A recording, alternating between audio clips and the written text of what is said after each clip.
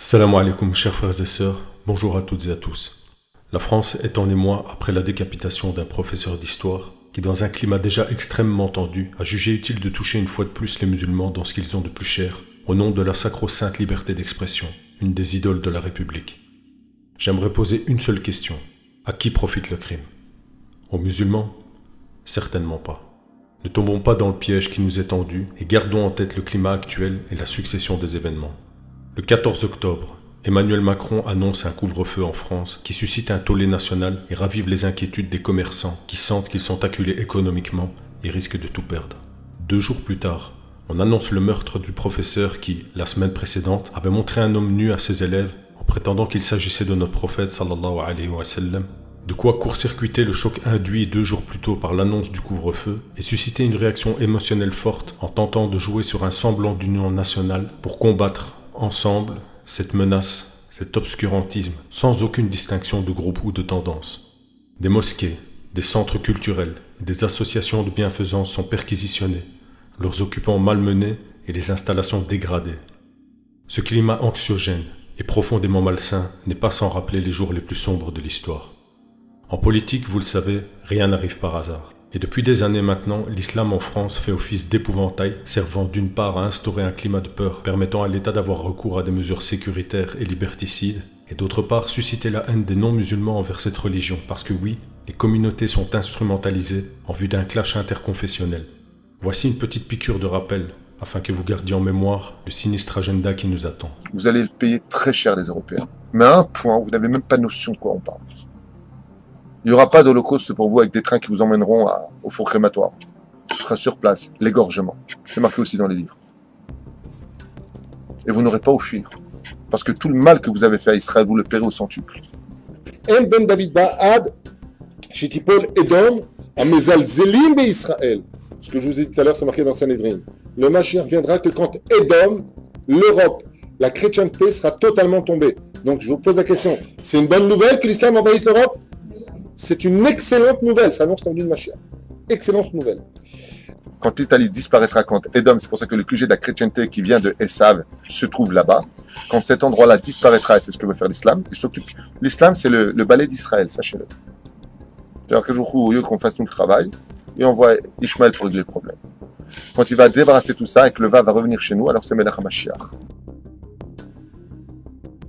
Dans un débat face à Éric Zemmour, l'ancien ministre d'État Jean-Pierre Chevènement annonce après 27 minutes que les référents laïcité mis en place par Jean-Michel Blanquer portent leurs fruits et ont permis de relever certains faits comme des injures faites aux enseignants, mais aussi des menaces de décapitation de professeurs.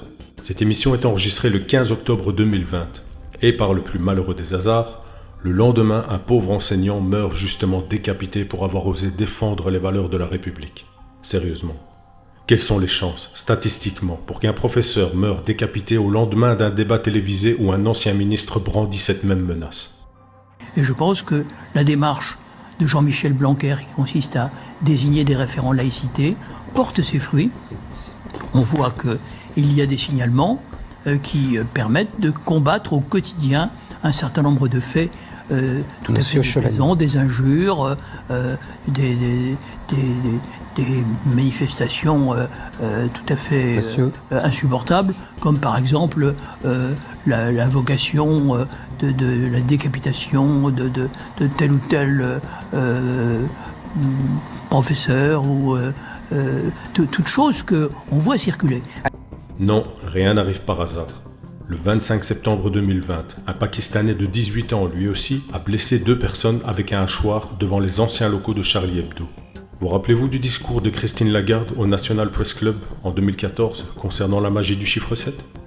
Now I'm going to test your numerology skills by asking you to think about the magic 7. Okay? Most of you will know that 7 is quite a number in all sorts of themes, religions, and I'm sure that you can compress numbers as well. If we think about 2014, all right, I'm just giving you 2014, you drop the 0, 14, 2 times 7. Okay, that's just by way of example, and we're going to carry on. Eh bien, figurez-vous que par une étrange coïncidence, il s'est écoulé précisément 21 jours entre cet incident et le meurtre de Samuel Paty. 21. Ou 7 plus 7 plus 7. Et puisqu'on est dans la numérologie, allons un peu plus loin dans leur logique de symbolique occulte. Vous avez remarqué l'âge des deux protagonistes ? 18 ans tous les deux. Soit 6 plus 6 plus 6. Cet acte a été récupéré par le député franco-israélien Meir Habib, qui invite ouvertement les Français à prendre les armes et confirme donc par son appel à la violence contre les musulmans la volonté du mouvement sioniste à déclencher un violent clash intercommunautaire. Rappelez-vous aussi que selon les plans des lucifériens, c'est précisément ce qui doit arriver. En 1871, dans sa lettre à Giuseppe Mazzini, Albert Pike, franc-maçon du 33e degré, déclarait « La Troisième Guerre mondiale doit être fomentée en utilisant les divergences que les agents des Illuminati attiseront entre les sionistes politiques et les dirigeants du monde musulman. La guerre doit être menée de telle manière que l'islam et le sionisme politique se détruisent mutuellement. Dans le même temps, les autres nations, une fois de plus divisées entre elles à ce propos, seront forcées de se combattre jusqu'à un état d'épuisement complet, physique, moral, spirituel et économique. » Fin de citation. N'est-ce pas ce à quoi nous assistons actuellement ? Ouvrons les yeux sur cette pièce immonde que l'on voudrait nous faire jouer de force, et ne laissons pas ces fous furieux nous manipuler jusqu'à nous entretuer. La colère, la détresse et l'anxiété générées par la farce du Covid-19 est réorientée vers un ennemi créé de toutes pièces afin de laisser à l'élite libre cours dans ses manœuvres de domination. Il faut voir la réalité en face. Malheureusement, l'État français se lance dans une nouvelle croisade contre ce qu'il appelle le séparatisme, et qui ne concerne bien entendu que le séparatisme dit islamique. J'espère de tout cœur que le peuple français réalisera vers quoi on l'emmène malgré lui. Peu de gens réalisent vraiment ce qu'impliquerait une guerre civile en termes d'horreur et de violence. Personne ne souhaite vivre dans un tel climat. Je vous remercie et je vous dis à plus tard, Inch'Allah.